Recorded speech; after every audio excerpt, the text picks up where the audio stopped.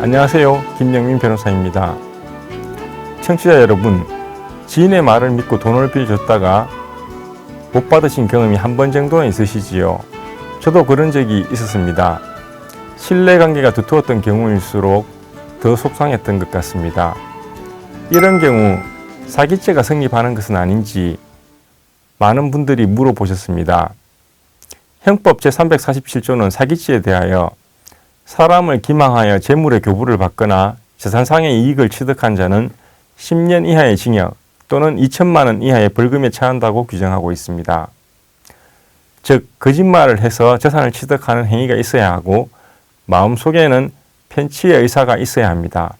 이 두 가지 요소가 모두 갖추었을 때 사기죄가 성립하는 것입니다. 사례 두 가지를 들겠습니다. 한번 비교해 보시면서 어떤 경우가 사기죄에 해당하는지 생각해 보시기 바랍니다. 첫 번째 사례는 식당을 운영하던 김갑동 씨는 식당 확장 공사를 하게 되었습니다. 공사를 진행하던 중 급전이 필요하여 이얼동 씨에게 내가 급하게 1억 원이 필요한데 석 달만 빌려주면 꼭 갚을게 라고 하였습니다. 당시 김갑동 씨는 외상 채권도 많고 부동산도 소유하고 있는 등 상당한 자산가였습니다.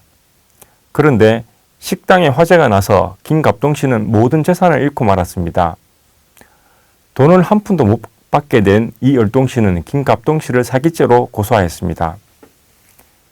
두 번째 사례는 김갑동 씨는 이미 1억 원이 넘는 채무를 갚지 못하고 있던 중 이얼동 씨에게 내가 급하게 1억 원이 필요한데 석 달만 빌려주면 꼭 갚을게 라고 하였습니다. 이얼동 씨는 돈을 빌려주었지만 김갑동 씨는 한 푼도 갚지 않고 있습니다. 돈을 못 받게 된 이얼동 씨는 김갑동 씨를 사기죄로 고소하였습니다. 아마 청취자 여러분들 대부분은 두 번째 사례가 사기죄에 해당한다고 눈치채셨을 겁니다.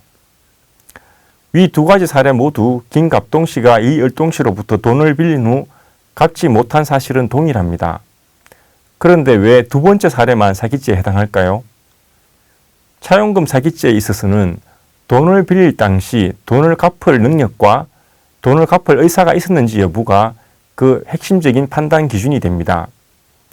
특히 돈을 갚을 의사가 있었는지 여부는 그 사람의 마음속을 들여다볼 수 없기 때문에 외부에 나타나는 사실로 추정해 볼 수밖에 없습니다. 그래서 실무에서는 돈을 빌릴 당시 부채가 자산보다 훨씬 많거나 적극적으로 자신의 재산 상태를 거짓으로 말한 경우 등은 기망의 의사가 있었던 것으로 추정합니다. 이러한 기준을 가지고 사례로 돌아가 보면 두 번째 사례에서는 이미 수천만 원의 채무를 못 갚아 이행불능 상태에 빠진 상태에서 다시 그에게 돈을 빌린 경우입니다. 이 경우 돈을 갚을 의사가 없었다고 추정되므로 사기죄가 성립될 가능성이 높습니다. 라디오 생활법률 지금까지 담당의 김영민 변호사였습니다.